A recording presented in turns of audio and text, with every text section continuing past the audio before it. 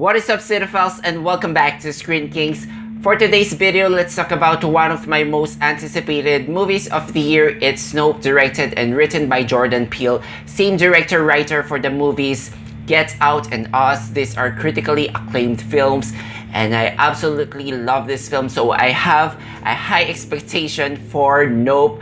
Now, this one stars Daniel Kaluuya and Keke as OJ and Emerald, two siblings who run a horse ranch in California, and they discover something sinister lurking in their skies. Meanwhile, the owner of a nearby theme park named Jupe, played by Yeun, tries to profit from this mysterious phenomenon. Now, this is, I think, Jordan Peele's biggest film and most ambitious film yet.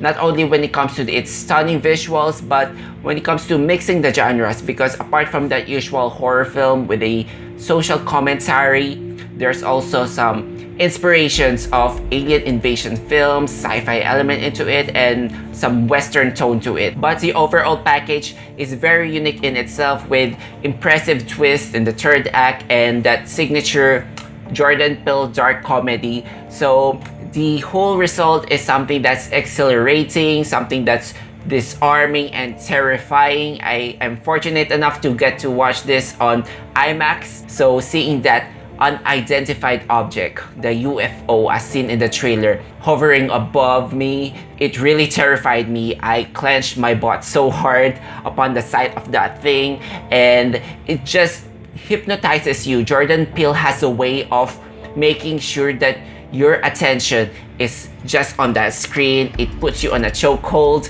and yes, this is an exercise of waiting and staring. He really capitalizes on that primal fear, which is the fear of the unknown and the fear of something that might harm us, that's just hiding in plain sight. So needless to say, I got the goosebumps watching this film. I felt like I was watching something that's made by Steven Spielberg, but the exception here is, instead of awe and amazement, there's something that's sinister and malevolent that's creeping through my spine, courtesy of course of that wonderful, spectacular cinematography by Hoyt van Hoytema, same cinematographer for Tenet, Ad Astra, and Dunkirk.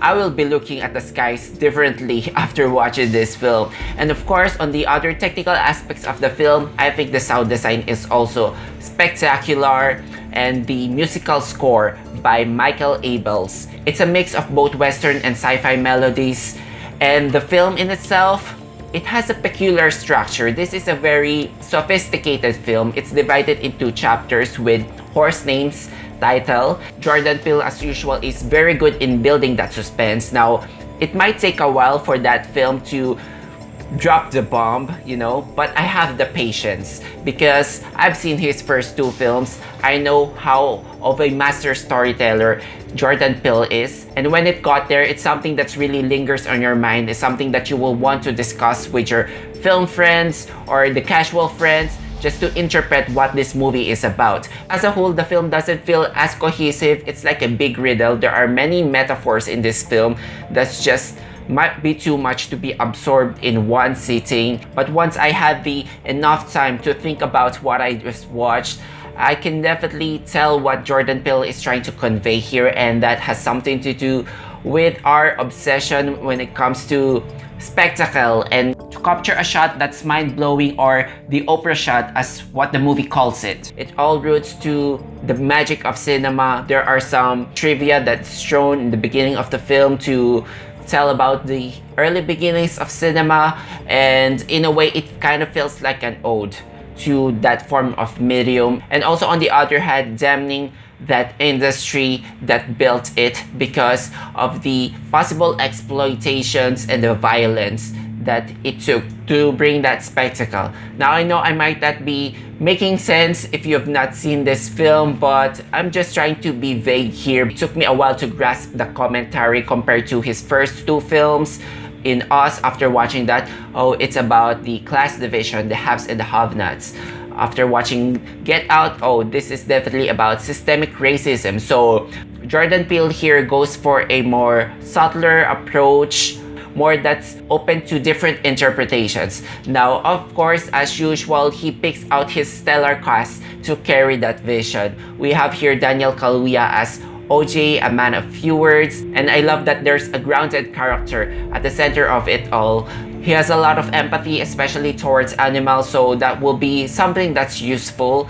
And then his sibling, played by Keke Palmer, they're just stark contrast of each other. Keke Palmer's presence in this movie is just light. Whenever she's here, she's just filled with charisma. The same can be said with another quirky character here, Brandon Perea, but these two siblings, they think of the most resourceful and innovative ways to solve the problems laid in front of them, so that makes me want to root for them even more. But the most interesting character here, the most complex character here, is the one played by Yeun as Jupe. I will try to be coy here. He has a backstory here that's something to do with misinterpreting a tragedy and using that driving force or that philosophy to lead your way, to lead your life. So that is just something disarming, something that you will think about. Overall, this film, it might not be for everyone, but I'm pretty sure there are some elements in the film that you will definitely appreciate. The commentary is not as searing as the first two Jordan Peele films, but I guess this one, what really stood out for me is the cinematic atmosphere, that Jordan Peele can do it on an IMAX format. Of course, there are some certain sequences or elements in the film that kind of shine better than the film as a whole, but I'm gonna give this a 4 out of 5 stars. This is something not to be missed if you are a sci-fi or horror fan, and as a whole, I think this is another win for Jordan Peele. He definitely cemented himself as one of the best, or if not the most fascinating directors slash master storytellers out there. And at this point, if ever his name gets attached to a project, it will be an automatic watch for me. That's how much I find this guy amazing. So yeah, that's it for my review of Nope. How about you guys? I'm sure some of you have already seen this film. Let me know what you think in the comment sections down below. Also, if you enjoyed watching this video, hit that like and subscribe if you haven't yet for weekly content. Thank you so much guys for watching. Until then, I'll see you all on the next one.